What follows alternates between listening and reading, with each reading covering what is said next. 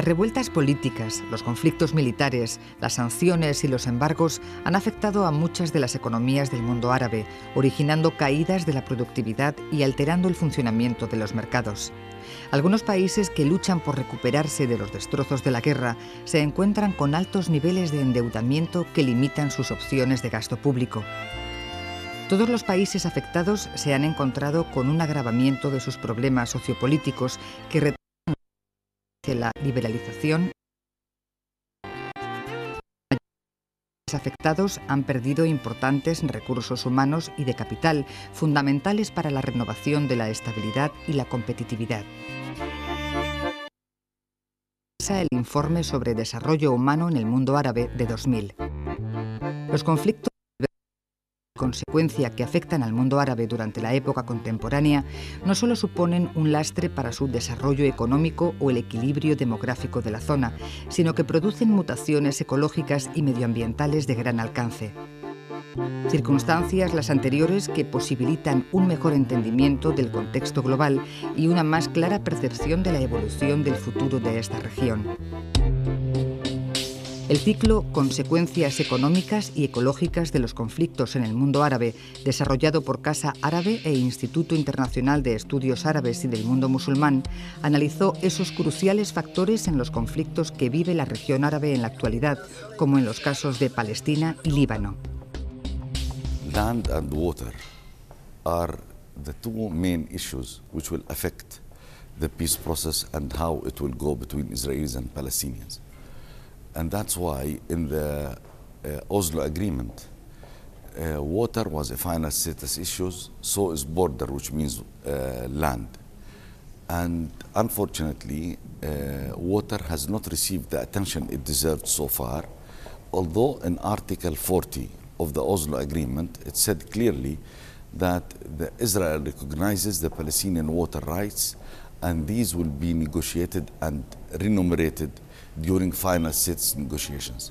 Until now, there has been no discussion of the Palestinian water rights. Palestina experimenta uno de los niveles de escasez de agua más altos del mundo, según el Informe de Desarrollo Humano 2006. El Banco Mundial ha confirmado asimismo que más del 83% de los acuíferos de Cisjordania se encuentran en zonas bajo control y explotación de los colonos israelíes, mientras el 17% restante es utilizado por los palestinos para consumo humano y regadío. You see, water courses do not recognize political boundaries. So most of the water resources in our area are shared water resources between Israelis and Palestinians. And therefore, they should be shared according to international law, in which there will be several criteria to share the water resources. What Israel has done so far is that it unilaterally has taken the water resources, and they are controlling 82% of the water resources which we claim to be ours, leaving us with very little water, and they are consuming 4 to 5 times more water than the Palestinians.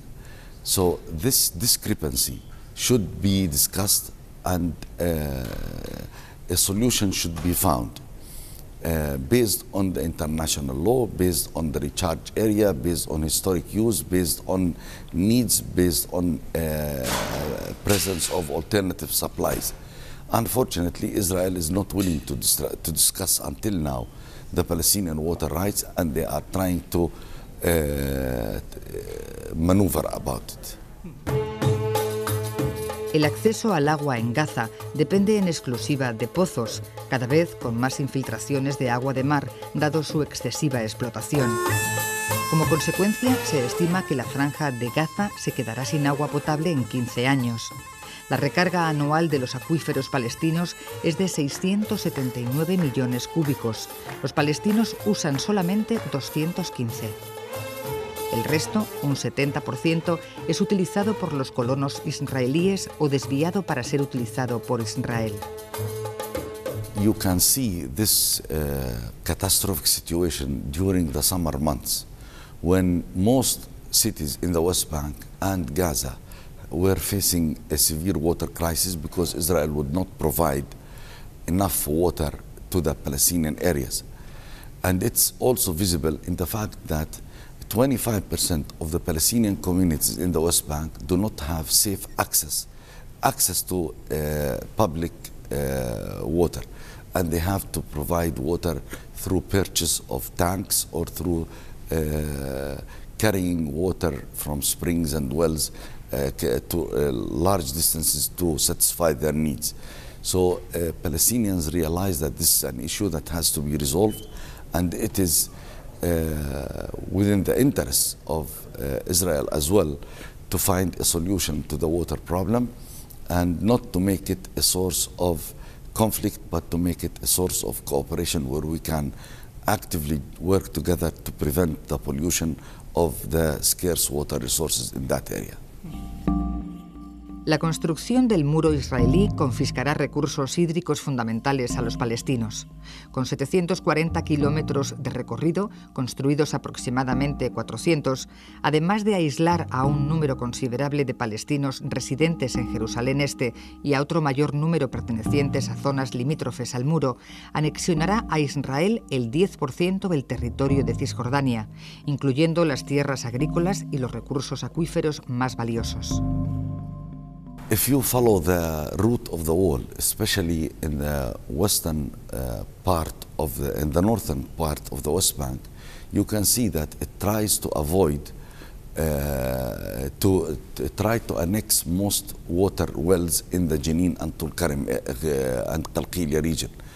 We are going to lose about 1/3 of our water resources as a result of the segregation wall, which is being created. And this will further exacerbate the severe water shortage and the severe water crisis in the Palestinian areas. And I think that the route of the wall has been affected, has been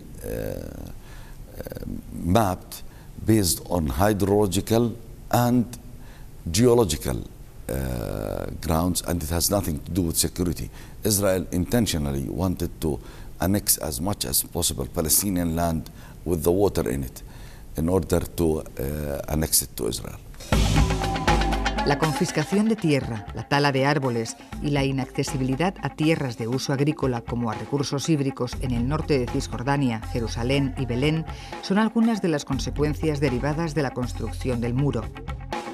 Todo lo anterior no hace sino confirmar la certidumbre de que la cantidad de agua de la que disponen los palestinos resulta insuficiente para cubrir las necesidades domésticas y garantizar un desarrollo económico sostenible. Well, I think there is an easy solution for the water problem, which is based on translating the word equitable utilization, which is the basis of international law for water allocation, by replacing the word equitable to equal. In other words, all the water resources in Mandate Palestine, in other words, in the West Bank, Gaza, Jerusalem, and Israel, will be shared according to the number of population. So we'll divide the water in the whole region according to the people living in that area. This will provide a fair and a just solution to the water problem. Líbano promedió durante el periodo 2001-2004 un crecimiento económico que superó el 4%, según una valoración realizada por el Banco Mundial. Tras superar la desaceleración del año 2005, los indicadores económicos del primer semestre de 2006 auguraban la mayor tasa de crecimiento de la década para el país árabe, superando el 6%. Este último dato no pasaría de ser un presagio, ya que el verano de 2006 trajo consigo un nuevo conflicto bélico entre Israel y Líbano, que dinamitó la hipotética recuperación económica libanesa. The war that was started on the 12th of July in 2006 by the kidnapping of 2 Israeli soldiers who were to be rescued by 8 Israeli soldiers who followed and were shot by Hezbollah, was completely unexpected by the Lebanese at large. And it brought about a conflict that endured for 33 days with 1,500 400 Lebanese dead, 4,400 injured, and at least $7 billion of losses in material consequences of the war. In Israel, the losses were about 175 dead and around 1,000 injured, and the total cost to them was $2.2 billion. It was a war that made both parties very tired at the end. It was a war characterized by heavy bombardment of Lebanese infrastructure, housing facilities, airport, water ducts, and by pollution of the sea, especially as an Israeli boat was hit by a missile and nearly sank and just unloaded about 5,000 tons into the sea of fuel oil, which really polluted Lebanese waters and were only cleared with Swiss and American aid later. Para el economista libanés Marwan Iskandar, el conflicto entre Israel y Líbano del verano de 2006 conllevó una pérdida de ganancias de 7.300 millones de dólares a causa de la disminución del ritmo de crecimiento, la destrucción de infraestructuras y viviendas, la pérdida de ingresos del Estado, así como por turismo e inversiones. Esto es, más de una tercera parte del Producto Interior Bruto total de Líbano. The consequences of the war economically are still very deeply felt because very many businesses had to close down as the war happened in the summer, and the summer is the season when Lebanon expects visitors to come and to spend money and invest and buy property. And as this did not happen, as there were very many losses to the infrastructure and the construction and some plants like a glass plant that was totally erased, another plant for dairy products was totally erased. Very many Lebanese had to emigrate to seek work outside Lebanon. And I would say that up till now the consequences are very deep and have not been completely overcome, although Lebanon did receive aid from Arab countries in the short run during the summer of 2006, and as of early 2007, the Paris III conference decided to aid Lebanon with $7.6 billion from very many sources, but only $1.6 billion of that could be made available, as $6 billion have to depend on the decisions of Parliament vis-à-vis projects to be undertaken. And Parliament has not been meeting because of political divergences that came after the war and in consequence of the war. Al daño en las infraestructuras vitales de Líbano, al coste económico y al deterioro de la imagen de Líbano, hemos de añadir las pérdidas más graves a largo plazo, las relativas al capital humano y al empleo.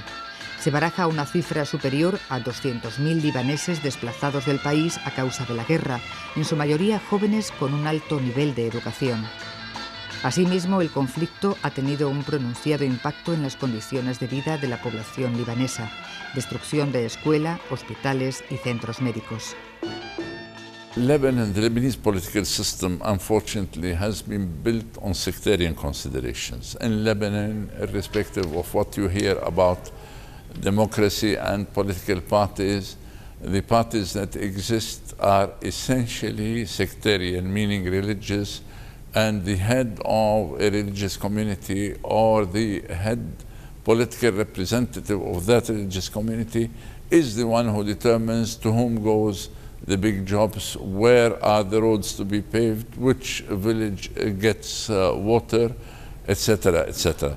That kind of oligarchic religious behavior cannot build a state. And in Lebanon, we have not been able to transcend this situation. Although Lebanon enjoys a high level of education, although the young Lebanese are not necessarily religiously very tight up, but they resort to their sects to secure advantage. And when they cannot, they go abroad. And who remains? The people who are very deeply rooted in the religious considerations, in the sectarian separations, are the people who remain and who really come to dominate the life, and hence do not allow the harmony that we need to move forward from here on. Como revela el informe de Naciones Unidas sobre la evaluación del impacto medioambiental de la guerra de Líbano de 2006, el bombardeo de fábricas, complejos industriales y la central eléctrica de Gillet provocó la contaminación del medio ambiente con diversas sustancias tóxicas y nocivas para la salud.